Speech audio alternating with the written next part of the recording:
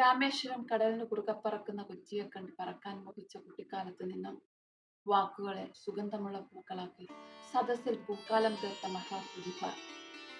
വിജയിച്ചവരുടെ കഥകളേക്കാൾ പരാജയപ്പെട്ടവരുടെ കഥകളിൽ നിന്നും പാഠങ്ങൾ ഉൾക്കൊണ്ട് ജീവിത വിജയം നേടാനും ക്ലാസ് മുറികളിലെ പിൻബെഞ്ചിലിരിക്കുന്ന കുട്ടികളെ പ്രചോദനത്തിന്റെ വാക്കുകൾ കൊണ്ട് ഉത്തേജിപ്പിച്ച് ജീവിതത്തിന്റെ മുൻനിരയിലെത്താൻ ആഹ്വാനം ചെയ്ത അധ്യാപകൻ.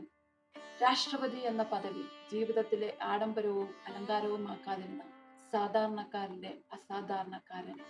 രാഷ്ട്രത്തിന്റെ ഭാവിയെക്കുറിച്ച് വ്യക്തമായ കാഴ്ചപ്പാടുണ്ടായിരുന്ന വ്യക്തി. ജ്വലിക്കുന്ന മനസ്സോടെ അഗ്നിച്ചിറകുകളുമായി പറന്നുയരാൻ യുവജനങ്ങളോട് ആഹ്വാനം ചെയ്ത, ഇന്ത്യയുടെ കരുത്ത് എന്താണെന്ന് ചോദിച്ചാൽ അത് നിങ്ങളാണെന്ന് കുട്ടികളോടും യുവജനങ്ങളോടും പറഞ്ഞ ഡോക്ടർ APJ അബ്ദുൽ കലാം. ഒരു രാജ്യത്തിന്റെ ജനതയുടെ വികാരമായ കാലം മായ്ക്കാത്ത കലാം സാറിന് ഓർമ്മപ്പൂക്കൾ. ഇന്ത്യയിലെ മുഴുവൻ ജനങ്ങളുടെ സ്നേഹവും നേടിയ ഒരേ ഒരു ഇന്ത്യക്കാരൻ.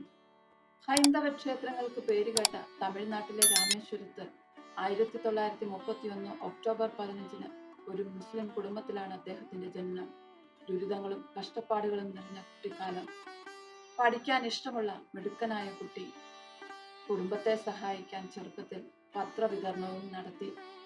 സ്കൂൾ വിദ്യാഭ്യാസത്തിന് ശേഷം തിരുച്ചിറപ്പള്ളിയിലെ സെന്റ് ജോസഫ് കോളേജിൽ നിന്നും ഫിസിക്സിൽ ബിരുദം നേടി. തുടർന്ന് മദ്രാസ് ഇൻസ്റ്റിറ്റ്യൂട്ടിൽ നിന്ന് എയറോനോട്ടിക്കൽ എഞ്ചിനീയറിംഗിലും ബിരുദമെടുത്തു.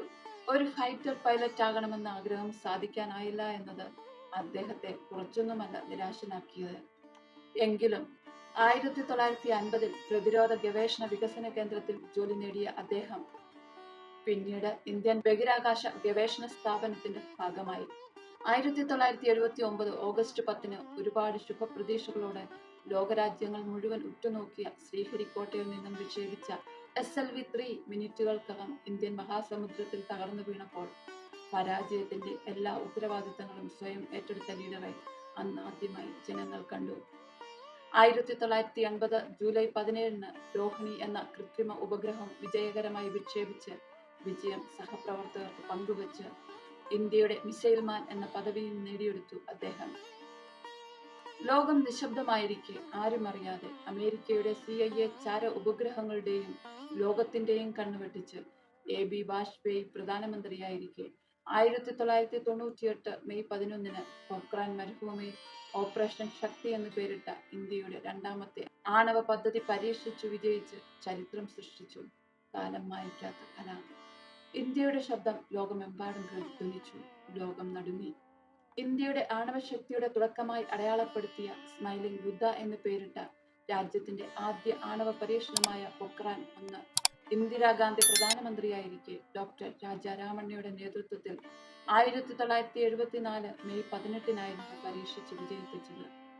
രണ്ടാമത്തെ ആണവ പരീക്ഷണ വിജയത്തോടെ മെയ് 11 സാങ്കേതിക വിദ്യാ ദിനമായി ഇന്ത്യ ആചരിക്കുന്നു. സമ്പന്നതയിലോ അധികാരത്തിലോ പദവിയിലോ പ്രശസ്തിയിലോ ജനിച്ചു വളർന്ന ആളായിരുന്നില്ല അദ്ദേഹം.